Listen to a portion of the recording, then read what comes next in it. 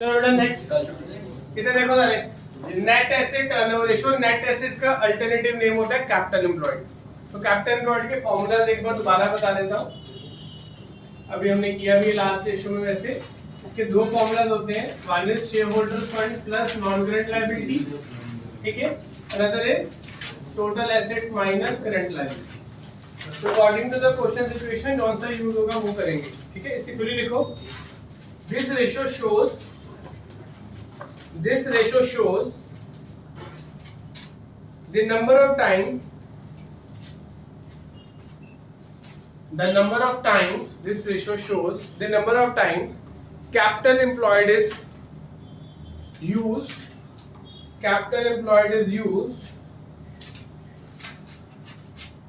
or rotated in order to generate revenue, is used or rotated in order to generate revenue। कितनी बार capital employed का use किया गया revenue को generate करने के लिए। Higher the ratio better is the profitability and liquidity. Use to generate revenue, ठीक है। Higher the ratio better is the profitability and liquidity. This ratio shows the number of times capital employed is used or rotated to generate revenues. Higher the ratio, better is the profitability and liquidity। Question number निकालो इसके। 130 then 132 दो करने हैं हमने, ठीक है। फिर question number 130 कर, रीड कर बेटा। कोई बात नहीं। Property plant and equipment and intangible assets at cost है, मतलब नेट दिए हुए। Yes property plant and equipment कितने दिए हुए? 30 lakh. 30 lakh. Accumulated depreciation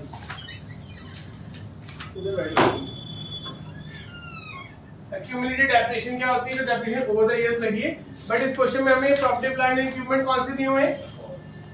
net दिए हुए हैं कि कॉस्ट दिए हुए हैं? कॉस्ट पे दिए हुए हैं। डेप्रिसिएशन 5 लाख। तो डेप्रिसिएशन कितनी दी हुई है? 5 लाख। तो नेट निकालने के लिए डेप्रिसिएशन को माइनस करेंगे, 25 लाख। तो नेट वैल्यू कितनी आएगी इनकी? 25 लाख। उसके बाद बेटा ये इसमें से माइनस हो गया। Next trade investment 2.5 lakh. Trade investment, इसको स्टार लगाओ।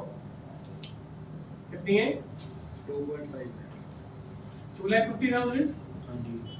उसके बाद current asset 11 lakh. 11 lakh. Current liability 8.50। 8,50,000। उसके बाद cash revenue from operation 10 lakh. Cash RFO कितना है? 10 लाख। 10 लाख। उसके क्रेडिट बाद आरएफओ 40 लाख। क्रेडिट आरएफओ 40 तो टोटल आरएफओ कितना निकल आएगा? 50। 50 लाख। तो हमें क्वेश्चन में चाहिए क्या क्या? एक तो आरएफओ चाहिए, वो मिल गया 50 लाख। दूसरी चीज क्या चाहिए? अब कैपिटल एम्प्लॉयड का formula total assets minus current liability, ये लगेगा यहाँ पे। टोटल एसेट में क्या आएगा? Net fix assets. ये तीनों चीजें एसेट्स है, ये प्लस होंगी, इसमें से क्या माइनस होगा? Current liability. निकालो एक मिनट में।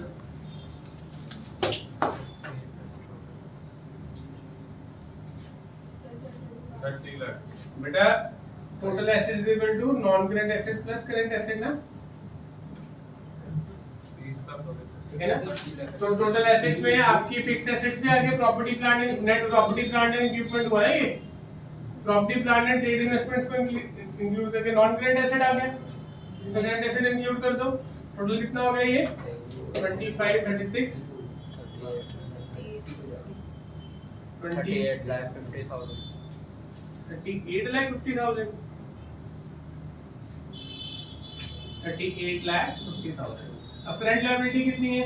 8 लाख। तो कैपिटल एम्प्लॉयड कितनी आ गई? 30 लाख। 30 लाख, ठीक है।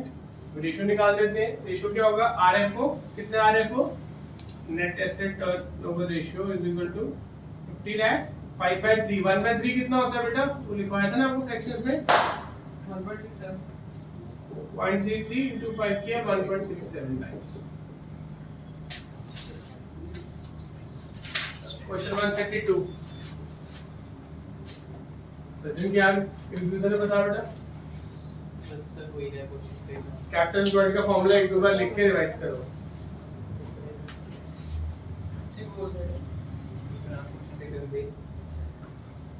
स्वयं आ गया समझ? समान सारी to discuss. Share holder fund 10 lakh, share holder fund 10 lakh, उसके बाद long term debts 20 lakh, long term debts 20 lakh, gross profit at 20% on cost was 20 lakh, 20% on cost कितना है? 20 लाख, तो ग्रॉस प्रॉफिट की वैल्यू दे दी 20 लाख, तो यहाँ से कॉस्ट निकल आएगी 1/5 ऑफ कॉस्ट। तो कॉस्ट कितनी आ गई? 1 करोड़ 1 करोड़। 1 CR। अब आरएफओ निकालेंगे। आरएफओ कितना आएगा? ये गौरीश मैंने तेरे वाले मेथड से देखी, cost plus GP, that will be 1 crore 20 lakh. This will be RFO. आगे बेटा, अब कैपिटल एम्प्लॉयड का दूसरा formula share holder fund plus non current liability, तो ये दोनों को प्लस कर आरएफओ दो। नहीं 20 लाख क्यों? अच्छा जीपी भी तो ऐड होगा ना, cost of RFO plus GP. ये कैपिटल एम्प्लॉयड कितना आ जाएगा? 10 लाख प्लस 20 लाख, कितना आ गया? 30 लाख। ठीक है, now the formula net asset turnover ratio is equal to RFO 1 crore 20 lakh divided by 30 lakh, कितना आ गया? 4 टाइम्स। ये बहुत इजी है रेशियो। आईटीआर वाली को थोड़ा सा समझना टाइम लगा था, बाकी सब इजी है। चलो, कल का होमवर्क है आपका बेटा